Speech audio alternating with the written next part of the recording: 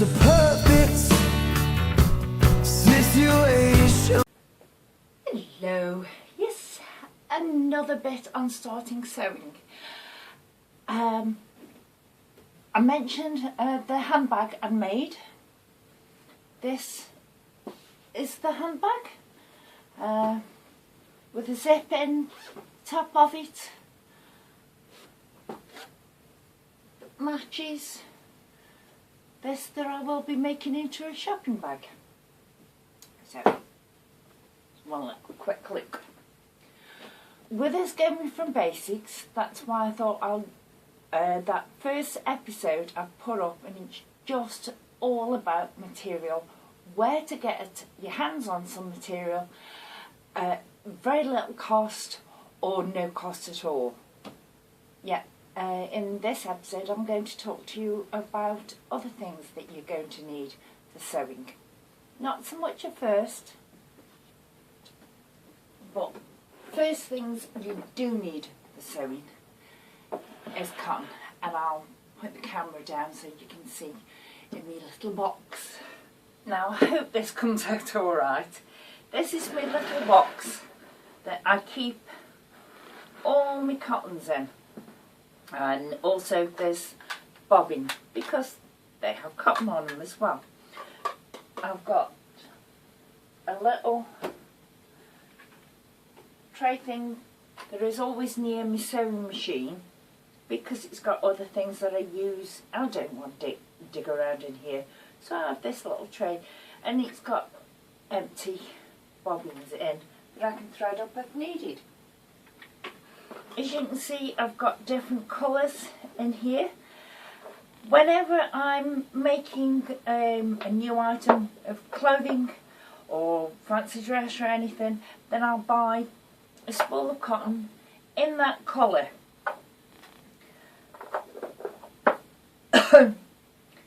Because I rarely use it all up for that one item. So it means that I'm slowly getting the stock back. But you use an awful lot of white, especially when you're practicing. Why buy colours? Just buy white, because if you're sewing on top of anything that's coloured, you can see your stitches easily. But there's different sorts of cottons in here. I've got invisible cottons as well. You just slowly build up what you've got. Start by buying a couple, and it'll eventually come that you'll have a load. That's one box. The other box here is full of other items of interest. I've got a box of buttons. This is for putting press-studs on things. I've got some zips, me iron-on interfacing. That's a thick one. This is a thinner one. More zips, some lace, velcro, elastic, bias binding, because more than likely, hello Mason, more than likely you buy something for something you're making and you will have bits left of it, so you save them. Well, what I've done, especially where this satin bias binding is concerned, I've bought a whole roll of it. It actually worked out a lot cheaper to do that, and I've got this in for so many other projects. I don't have to worry about it, and I know it's going to get used, but you don't need to, especially at first. Out of the 1, 2, 3, the 4 tops I've made over the past few months, and they've all been out of that this satin silky material, I've only used it on one of the tops. No, I've made 5 tops. I've only used it on one of the tops, so you don't need it. But, as I say, every time you buy something you get extra bits, and you will eventually get up a stock.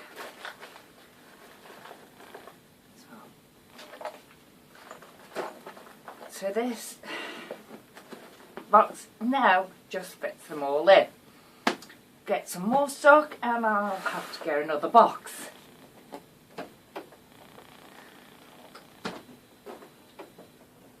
But that's just showing you the bits that I've got. One thing you do need, especially if you're doing a lot of patchwork things, and you will also need it if you're not, and but you're putting interfacing in, is an iron. Most people have got an iron anyway, but I have one that is just here in the sewing room, so if I decide on ironing, I'm ironing the rest of the clothes, I don't have to keep running up here, fetch the iron, take it down.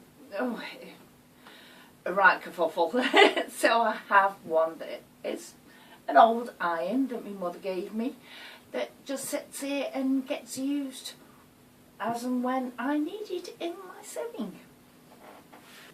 Right, possibly we'll see better from there. Right. The next piece of kit is basically scissors.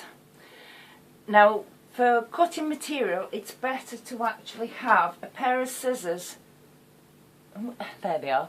A pair of scissors that are angled so that you can cut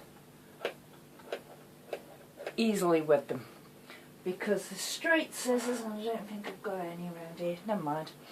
Straight scissors are a bit more difficult, so the angled ones are a lot better for you to actually use. And when you get a pair of scissors, you don't have to spend a lot on a pair of scissors, sewing scissors. These were a couple of £2 on eBay, but they are used for nothing other than cutting material. That's it. Once you have a pair of scissors for material, keep them just for material. Do not use them for anything else at all, because that will blunt them. So that's scissors. You don't need these things at all, but they are a handy bit of kit. This is a self-healing mat, and so basically when you're going to use your rotary cutter, if you use it on anything like the wooden surface and that, 1, it'll blunt your cutter, and 2, you'll have gouges in your surface, and you don't want that. This one is only 17 inches by 11 inches.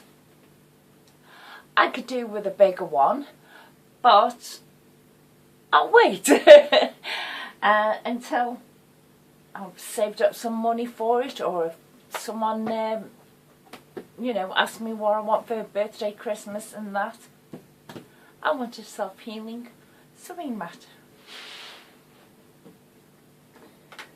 Your rotary cutter, as I say, it's better to have one of these if you're using a rotary cutter.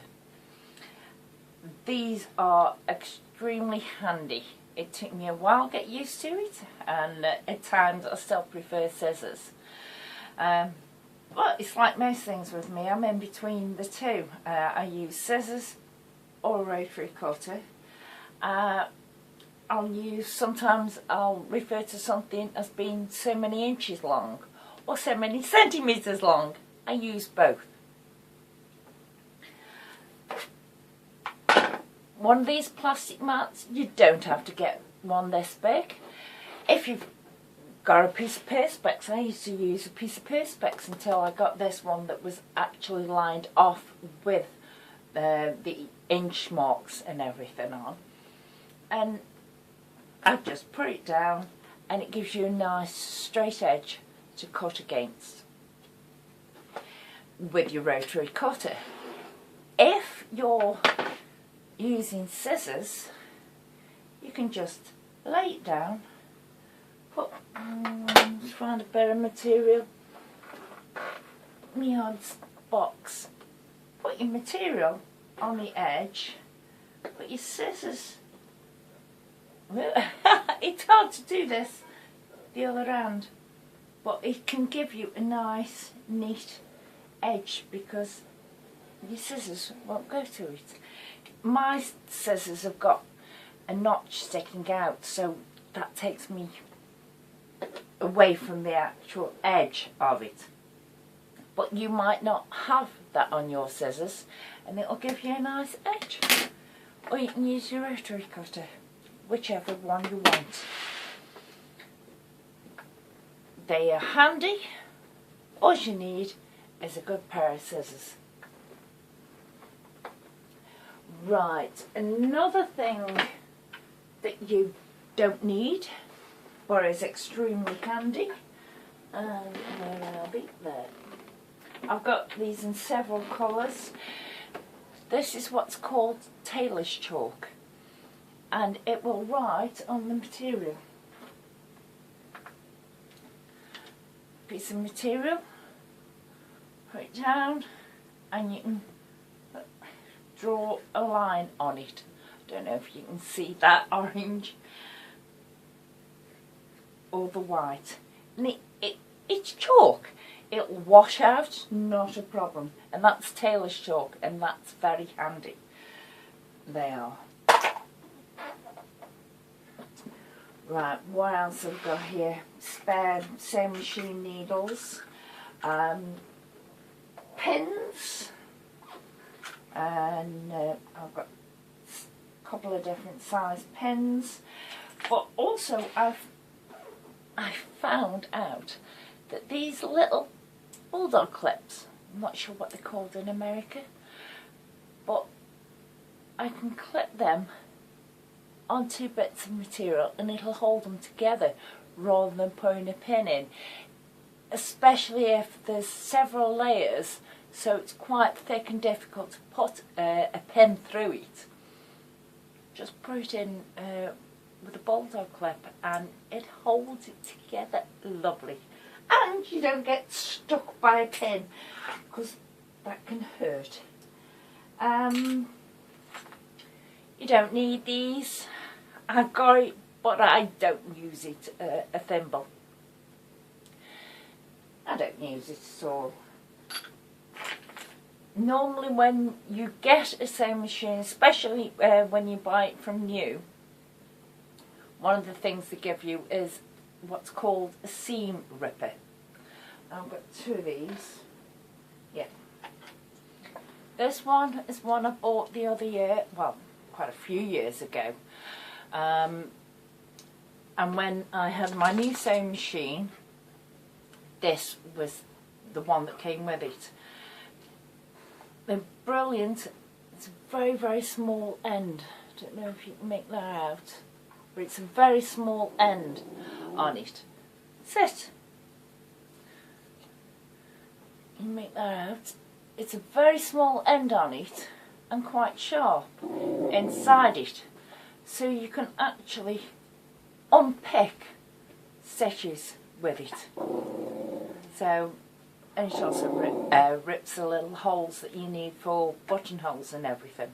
But you can do that with a pair of small, sharp-pointed scissors. And Mason is trying to talk on the video. I am sorry about this. Sit. Sorry about that. He thinks it's rather weird, me on my own talking. There's more things here, obviously, but it's just basically I've been going through the things that you need for your sewing. I haven't got scissors that... Mason, no. I haven't got scissors that stay near me sewing machine. Well, I have, they're these type that you just snip, and they're less fiddly than shoving your fingers in the scissors and using scissors. So I bought some of these little snippers, and they are handy, but not essential. Not essential at all. Right, I'll wrap this one up for today. No, because I've already uploaded the one where I was talking about material, and I'll probably upload this one tomorrow where I've been talking about everything else, and then we will actually start doing something afterwards. So bye.